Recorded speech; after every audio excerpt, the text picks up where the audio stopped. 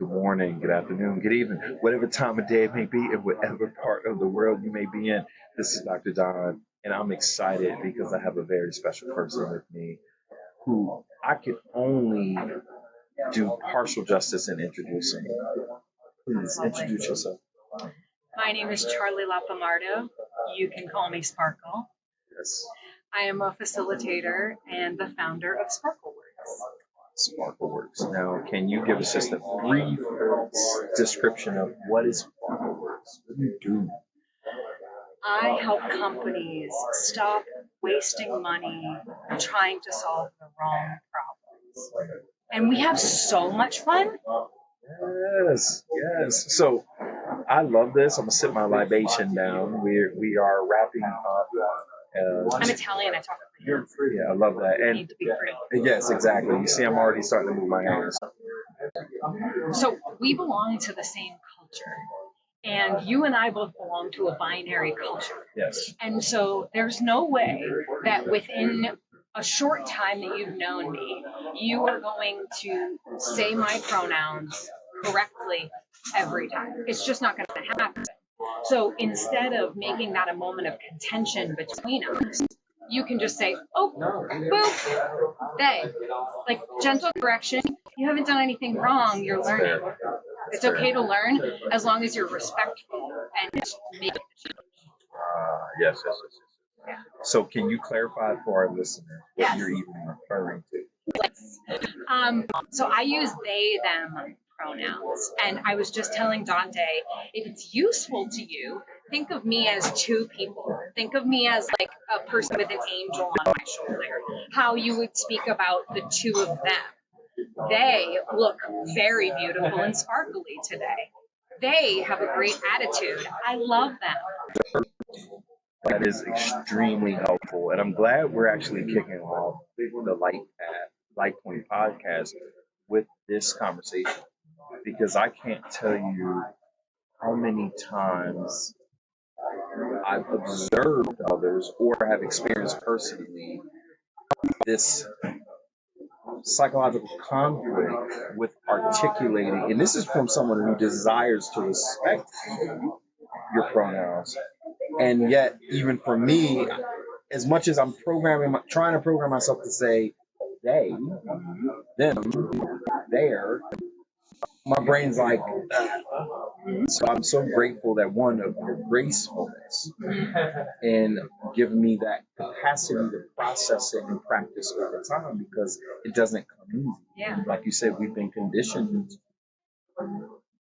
to not necessarily acknowledge the alternatives to how we generally refer to one another from the gender norms that we've been kind of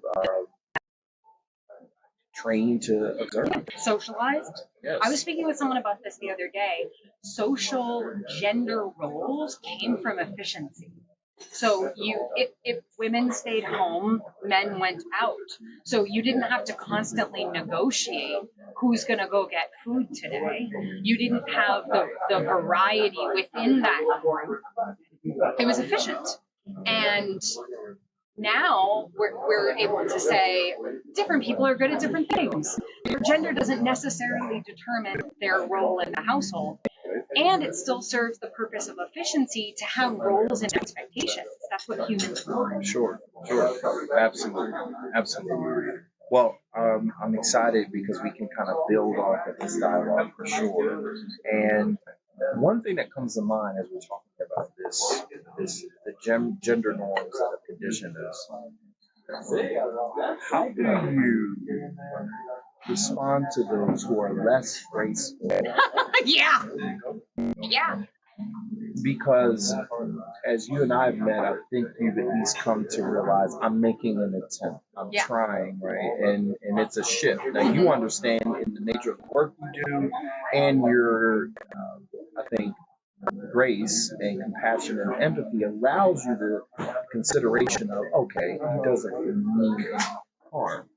But what about those who respond defensively? And like, what the hell? I told you my pronouns and you're not responding. What are your thoughts around that? And is there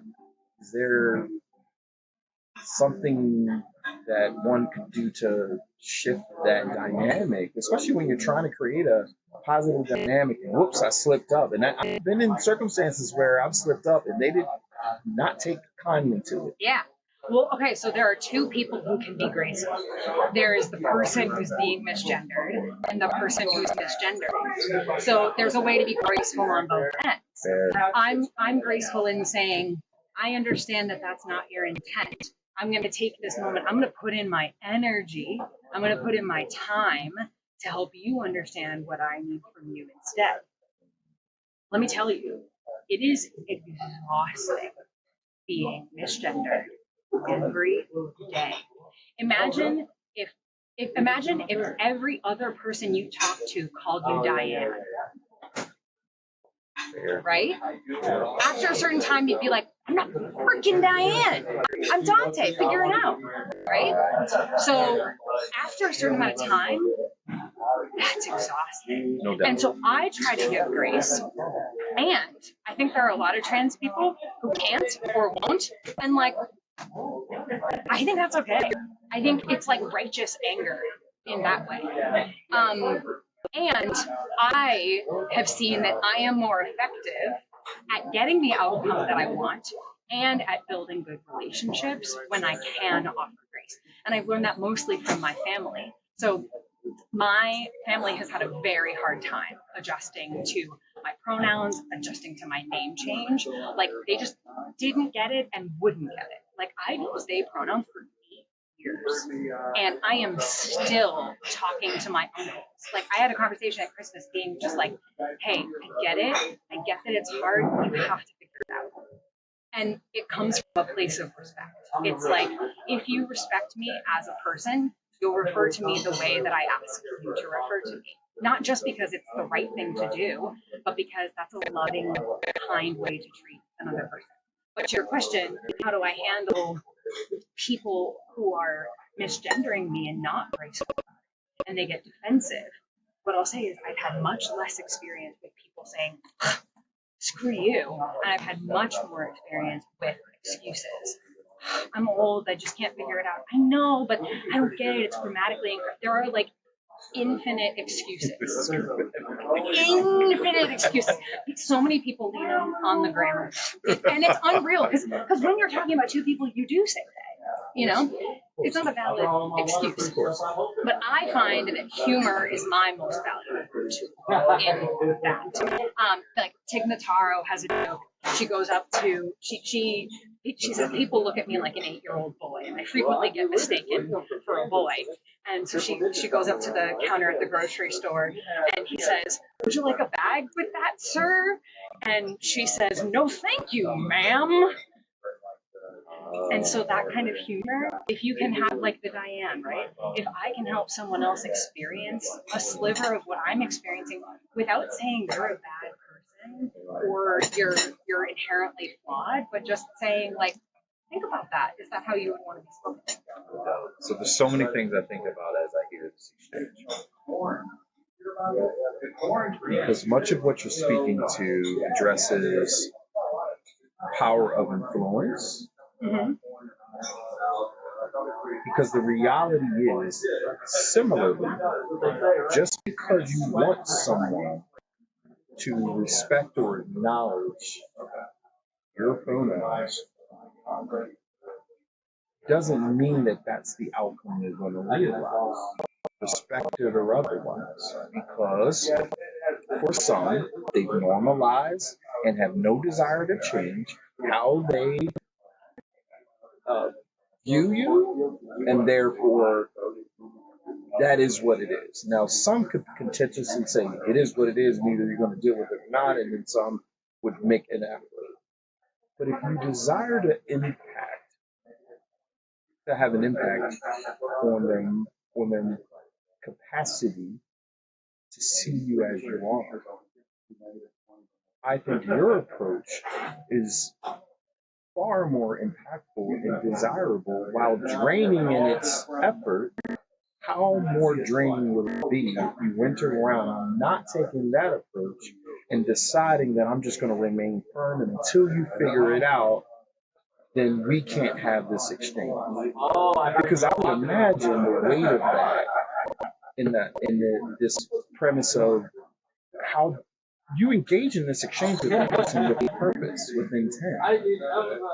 Is it not your desire to try to help one another arrive at a space where we can move with respect for one another accordingly? Because that's required for any relationship. I don't know how different that is than my desire for someone to see me, meet me where I am, or see me where I am, me to meet them where they are, have grace for one another because we have a desire to understand each other, to respect each other accordingly. Why do we have to be so intentional about something that seems so necessary in forming a respectful relationship anyway?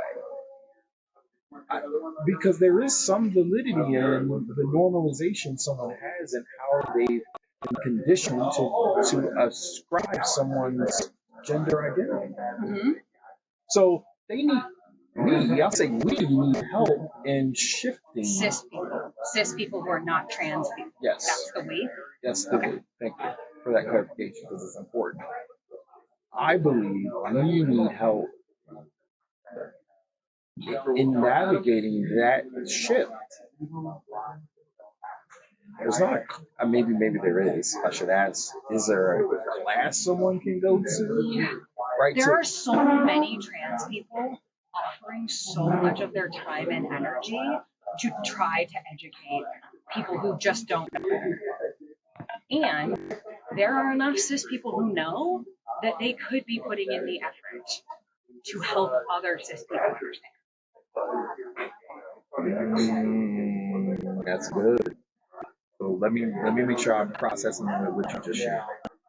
There are cis people who know they could be or should be. They have the tools and knowledge. They have the tools and knowledge. What's stopping other cis people? And can you, first of all, can you educate your listeners the distinction? When you say cis, what do you mean? Cis means that you identify with the gender you were given at birth. Gender is different from sex.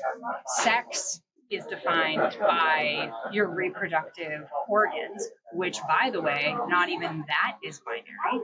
People think of it as binary, but there are many people who have all sorts of combinations of parts, and there isn't a space for that on the drop down. Ooh. But it's true. Sex has more variation than people want to admit. Sex is and it's interesting what we were talking about, not wanting to talk about sex societally. So yes. That's kind of an aside. That's just that's an aside. Yes. Okay. So here, let me say this succinctly. Sex is meant to describe your reproductive organs. Gender describes how you identify in your heart. And there are many shades of gray in both of those. So generally, you'll hear sex is male, female, meaning vulva, penis. There's a lot of variation there. Gender is something like man, woman, gender queer, pangender, which are terms that I assume you've never heard before. Because I think that a lot of people who aren't trans don't realize how much gradation there is within that spectrum. So cis is that your gender is the same as you are at birth. So for example, you were assigned male at birth and you identify as a man, that makes you cis. I was assigned female at birth. I identify as gender queer. I also identify as trans. And I don't think things like trans and queer is something that you can thrust upon someone. I think it's everyone's identity to claim if they want to. So that's the language. Process. So let me ask you a question. Similarly, as you discern born male. If you need backup on this conversation, I'm right over there. Oh, thanks. Yeah. Appreciate you, my friend. Do you have a If you're gonna come into my podcast, you at least have to poke your head on this video because we are recording. Do you have a thought to contribute? I haven't listened enough, but I'll listen. I'll stay right here if that's okay. What did it prompt for you? What probably you guys were talking about genderqueer and the trans identity and things like that, and that's part of my story. So I just want to make sure I came in for backup if there was any. Yeah. It's a big Do you part have a of question? This is good. So you got 2-on-1 this time. It's usually 2-on-1 the other way. Yeah, isn't that true? this is the power of podcast because it's real leaders. And when we say leaders, we don't mean it in the context of title. We mean in the context of how we all show up. Real leaders, real talk, real time. So I love that you This is real inserted time. yourself because it's truly real Yeah, time. do you have something to say? Do you have No, a piece? I just want to listen first. I don't want to insert myself without knowing what's the full story. good. Okay, cool. But I'll bring my food over so I Bring can your food listen. over so you can Amazing. listen. Because I do have a question as it relates to: are there now standards, norms shaping? I don't even want to specify a community. I just want to say various communities, similar to that of the origin of how we've been socialized. In other words,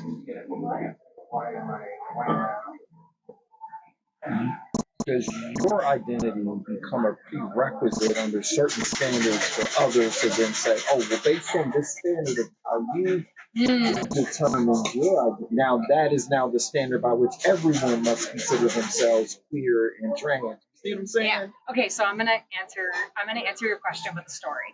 Okay. So a few months ago, I was at Liberty Station in San Diego. And for context, sometimes I go by the name Chuck. I was given that name by some friends at Queerioke in Boston. They just started calling me Chuck. And I adopted it mostly for when men asked me for my name and they were trying to hit on me and I didn't want them to know my name and I would say Chuck. But then it became a thing. And it's also very easy to hear out of the corner of your ear when someone like calls it out at Starbucks. So I was at a pizza place in Liberty Station, and I had given my name Chuck. And I'm standing next to this guy who was clearly visiting San Diego. And they called out my name for the pizza. They said, Chuck. And I said, yeah, that's me. I went to go get my pizza. And he said, you don't look like a Chuck. And I said, what, you never seen one like me before? Because I am Chuck. I am queer. I am gender queer. So whatever I am is what gender queer is. I get to decide that because it's me. That's not imposed on me by government. Sure, there are trends for what people tend to ascribe, but like people look at me, they see my hair, they see my boobs, they read it as woman, but I am not a woman. So then, what is a woman? And that question, I had a friend who's a veteran, and we had that same conversation. And I said, then what is a woman? And he said, well, a woman is this. And I said, but I'm not that. And he said, well, but you can't go around changing the rules of what a man and woman is. And he said, if you do that, a woman could mean anything. And I said, isn't that exciting? And he said, no, it's terrifying. I want to answer this question. Yeah. And I'm going to upset some people. But from the medical point of view, when you actually all hear, Do you want to come sit? and then I really, this might be the last thing I give you all with, but when you look at the medical point of view, people who don't like this one, but when you look at what it means to be a man and woman based on primary sex characteristics, secondary sex characteristics, we're kind of all transgender in the sense that like men have estrogen, women have testosterone. We all have different layers. We're all born with different levels. You have cis straight men walking around with XX chromosomes. You have women, traditional women, you see them, they're straight with XY, XXY, all these different types of chromosomes. well, then it really goes, what's a woman? What's a man? Or you have somebody with, there are so many intersex people, and I don't like to get into graphic detail, but that means like ambiguous genitalia.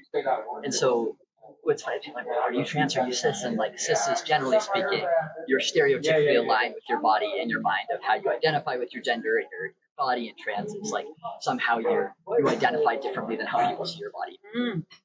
But it's kind of like, when you look at the transgender thing, like, it's like, oh, we're all mixed. We all have feminine, we all have masculine. In the spiritual sense, in the emotional sense, in the physical sense. And so for me, like, what's trans? I'm like, I don't know, you're all transgender to me. When you look at the data. I love that inverted. I love that, like when people say pronouns and they're like, you're just Charlie to me. I love that. I love that inversion. I'm like, you're just trans to me. So that's because I've done a It lot has of as much medical logic in research on that. it. It's like, well, when you really look into it, that's what you find. But anyway, I'll keep eating over here for a minute. Thank you for sharing that, because that was Michael McCarthy. He popped in. This is extremely educational for me, so I am grateful. What will you teach me now?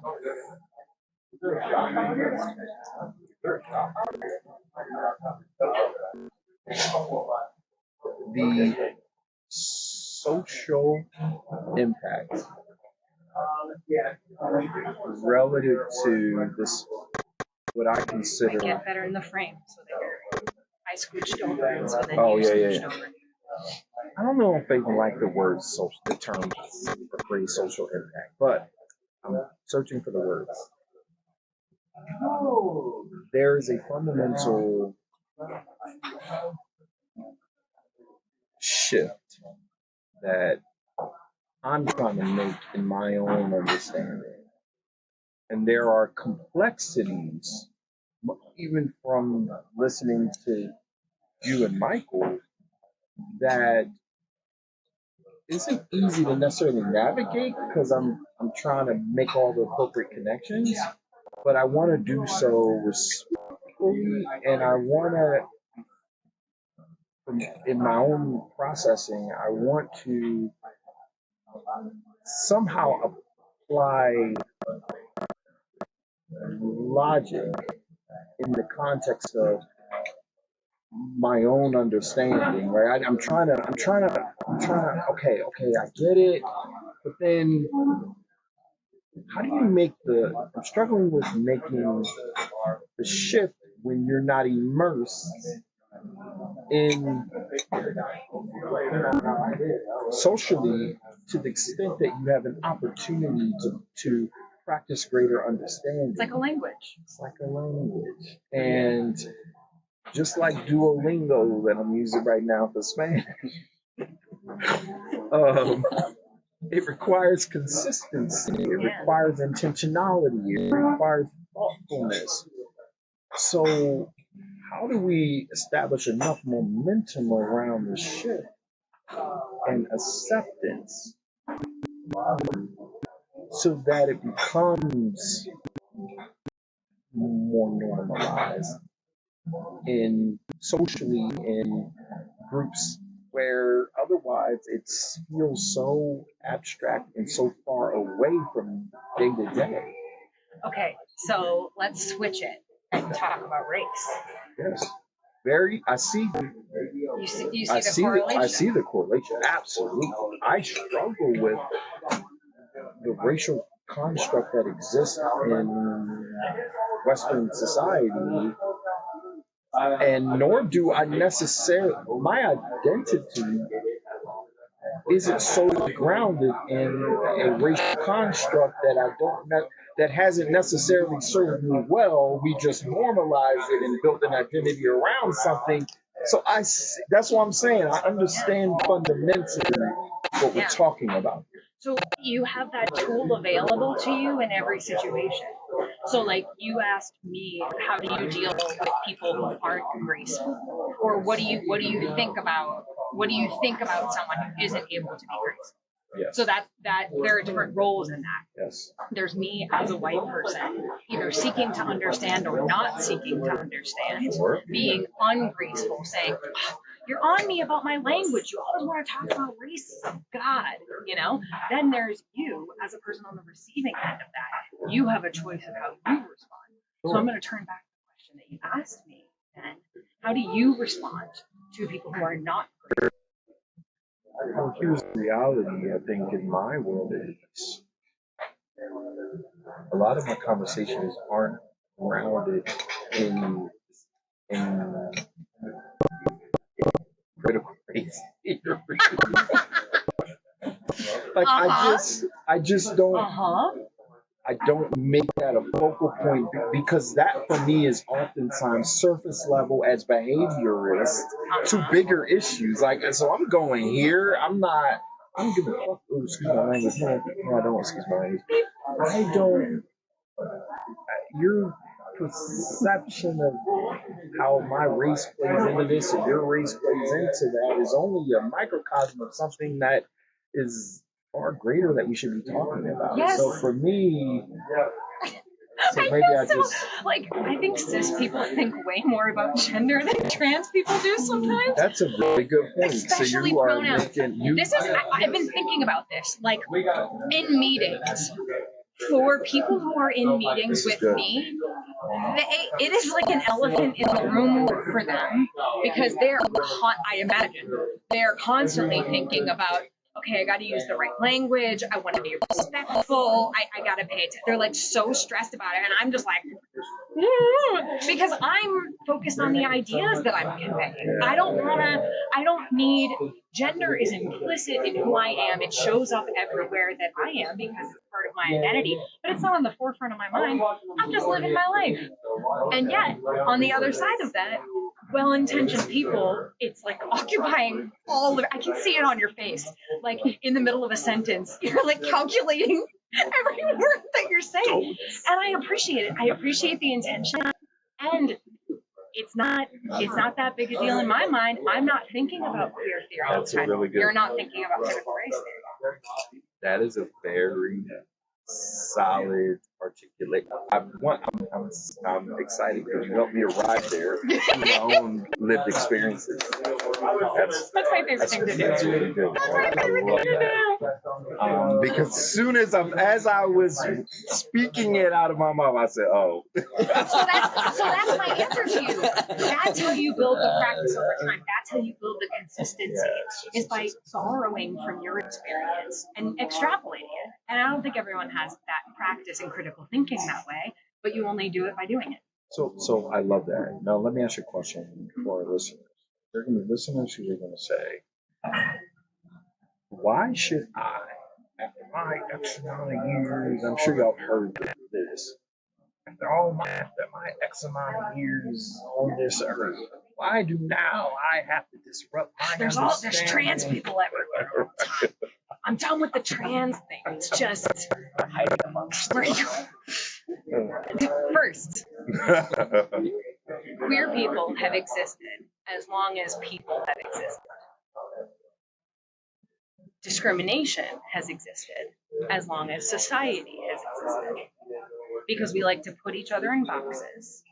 And in order to survive, we figure out which group we belong to and which group opposes us.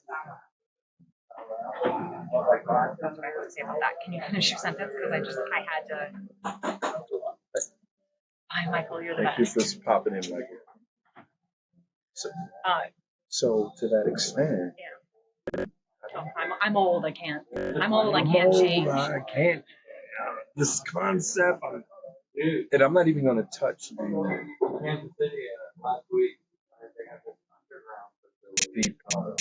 shield.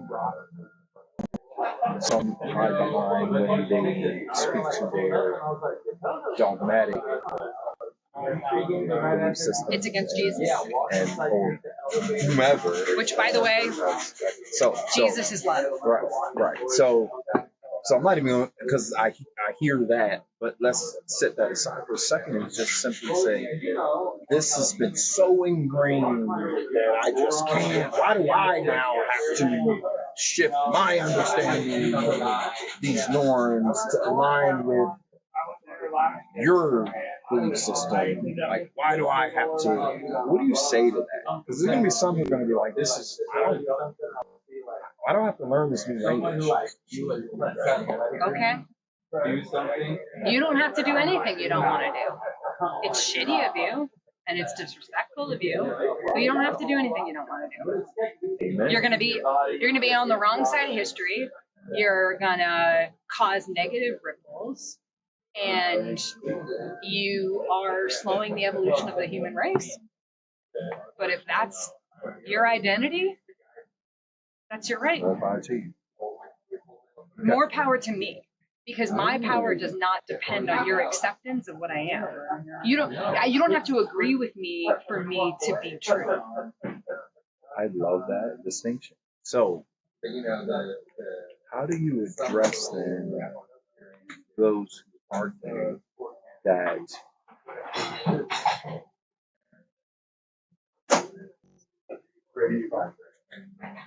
making this shift somehow creates instability in what they have normalized relative to this correlation between sex, gender, procreation, new life? Right? Because I've heard some of these arguments as well. Well, if we become too ambiguous, then how do we perpetuate sustainability of life? Because I think there's this misconception and ambiguity because they blur sex with gender.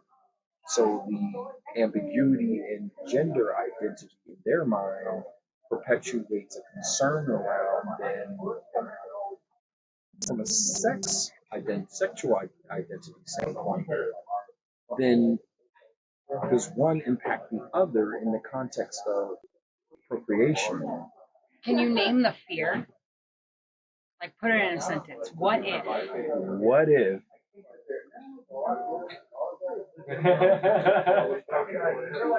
their lack of connecting or disconnecting sexuality from gender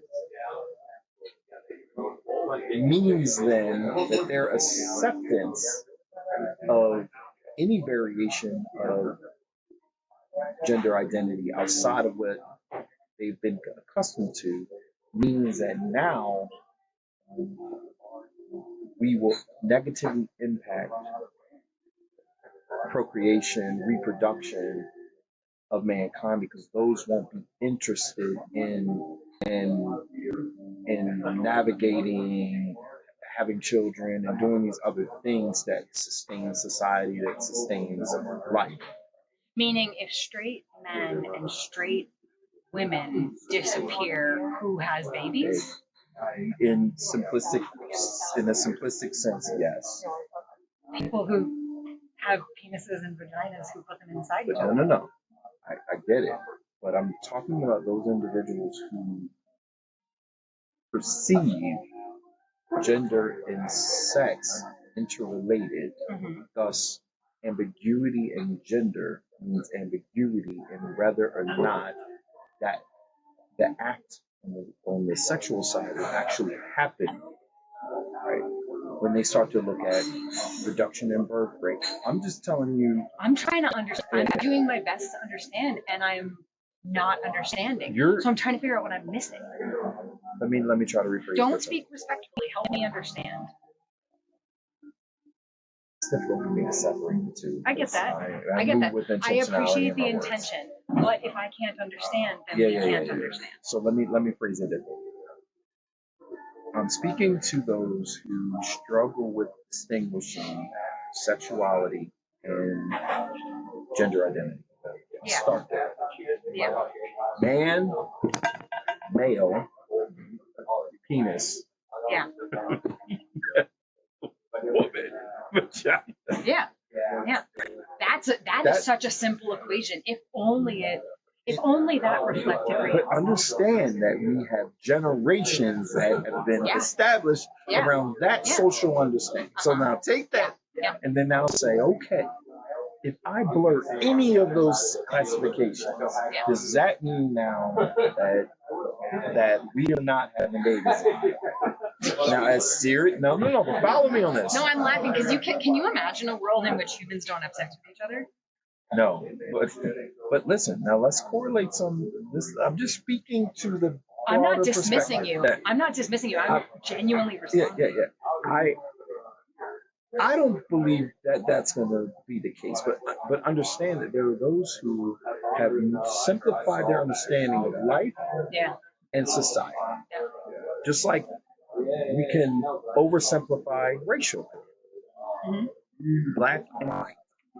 Just like people misconstrue race with ethnicity. Yeah. So give it to me in that example. Help me understand based on that. Okay. So. And first clarify that language. So. Race is a social construct. Ethnicity speaks to ethnic origin, genealogy. Yep. But oftentimes in conversation, instead of speaking to someone's genealogy, they'll simply say, "Oh, what's your background? Oh, I'm black." With some presumptions around what black means. Oh, well, black means you're from Africa. Yeah. It's like, not exactly. Yeah. Could be, but not necessarily. But not necessarily. You're somehow attaching my ethnicity to my racial identity. And by the way, there's more than two racial identities. So, and then to the extent that in our society we've said black, we've said white, we've said biracial. And it's like, oh, not quite, because how I identify racially has much to do with me and less about what you think I am. But that construct wasn't built to serve my own belief system. It was built to serve socioeconomic needs. Similarly, the minute we start, but there's less of a fear associated with the addition of various racial identities, just like there's less of a fear in terms of understanding their genealogy. But when we start to get into, because the social constructs or socioeconomic constructs around those things aren't necessarily, okay, we got to add some check boxes on a form, but okay, as long as I can still systemically marginalize some and demarginalize others, and okay, call yourself whatever you want. We'll get into that in a different video. If I don't like black people, it doesn't matter where you I don't care specifically are from. Right. As long as I can identify that you are that You're other. still black in my mind. Okay, whatever. Right. Yeah. Whereas I think when we get into gender identity, sexual identity, people get a little bit more like, oh shit. Does the expansion of these norms mean now somehow it impacts growth in our population, family constructs, all these other things that people have grown to believe foundational to economic stability and all those other things that they ascribe on the basis of man, woman, penis, vagina, right? Like, are they? I think there's a bit of fear, especially in our elder generations, in terms of, okay, if you're not this or this, then what does that mean about me? What does that mean? That's what I think it is. I think when people see me and they read me as a woman, and then I tell them that I'm not a woman, and then they learn more about me, they say, okay, well, if they're not a woman, what does that mean about me? Because my experience is reflected in what they're saying, but I understand myself to be this identity.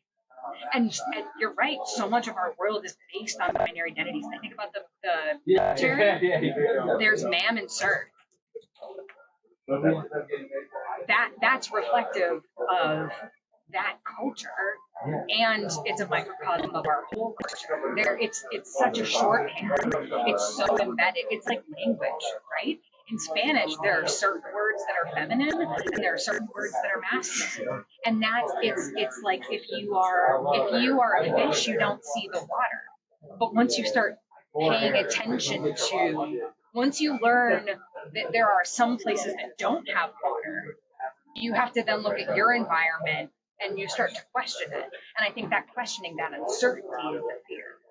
To your point, then, even to the context of language, like you said, in Spanish and many other languages, we have masculine words, we have feminine words. Even the context of masculinity and femininity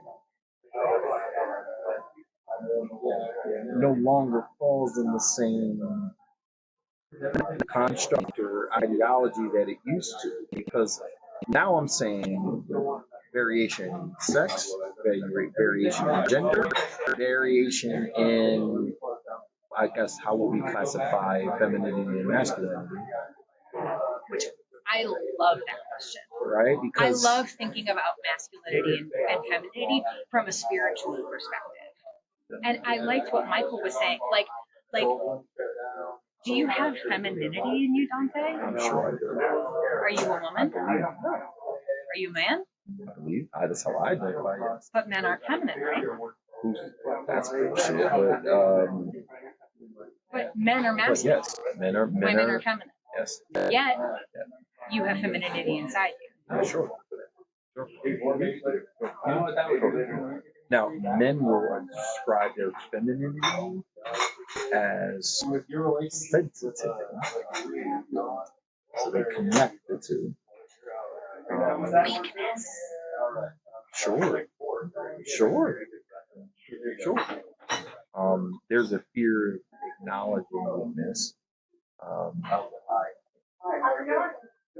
which I also think is ridiculous. But I could go down a rabbit hole there. I want to stay within, where do we go? How do we help the needy? Because reality is, not only will this not be an easy podcast, this won't be an easy topic for them to navigate. It shouldn't be. Agreed. So what do you think is the next, like, what's the most important thing an individual can do to seek to make greater connection with those who identify outside of the constructs that we have been conditioned to understand and accept? What do they do to start to have this? Because everyone's not like us. To sit down on the couch over a drink and start to seek to understand one another. How do they make that next step when they've been so conditioned otherwise? Any course of action begins with the decision to take action. So that's first.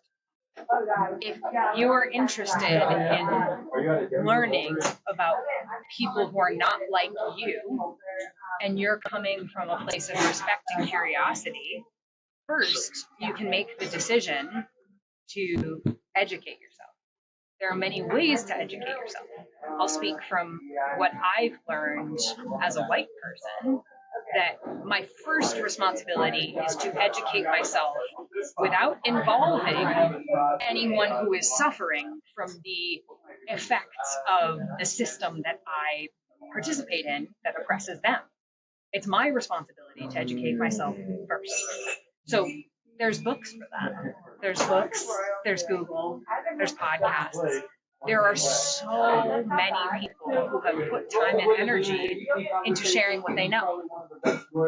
Once you've done some of that, and you've decided that you're going to try to learn from a place of genuine curiosity, have a conversation with a real live queer person, because it's not as scary as you think, and don't assume that someone's willing to educate you, Ooh, that's good. because they are under no obligation That's good. to educate you. And it's hard to reduce people to man and woman when you experience their nuances. They're not an idea. They're not a stick figure on the bathroom sign. They're a full person. And understand that in understanding the nuances of the real life person in front of you, that may cause you to have to challenge yourself. And that can be really scary. That's the crux of it. It's not about them, it's about you. I so appreciate that perspective. I think this is a necessary conversation to have. And for those who are willing to have it, make that happen. And if you're not, okay, then the world is changing with or without you, babe. Facts. It's kind of like workplace culture. Like, it's existing now. Whether you Gen Z is here, baby. Right. It's like, look, whether you choose to acknowledge that and accept that and do something about it, well, that's on you. But it's still happening. The train is moving. It's true. So, I'm really appreciative of this conversation because it was unplanned. Like, we had sort of seeds of this conversation, but this came from us starting this conversation and you calling me she, me correcting, and then you being like, oh shit. And that usually in the day-to-day life, we don't get to dive into that. Correct. But this was the conversation that needed to happen. So I'm very grateful to you for your engagement and your flexibility and your perspective, because we hold different identities and we both have a commitment and understanding. So I think that's really beautiful. I appreciate that. Thank you for spending the time. So we have to have you back on the podcast. There's so much more. There was so much we were going to talk about. Because we were going to unpack some other stuff so that was like, but that's the beauty of this podcast is it's real talk. It's real talk and it's real time, and we will go where it needs to go. And there's someone out here who I believe needs to take part in that or hear it. Please respond to the podcast. Leave comments. Leave thoughts. You can agree. You can disagree. It doesn't matter. Just share your thoughts, because I think our openness to sharing unique perspectives and opinions is what this thing is all about. With that being said, thank you for tuning into the Light Point Podcast. Real leaders, real talk. Bye.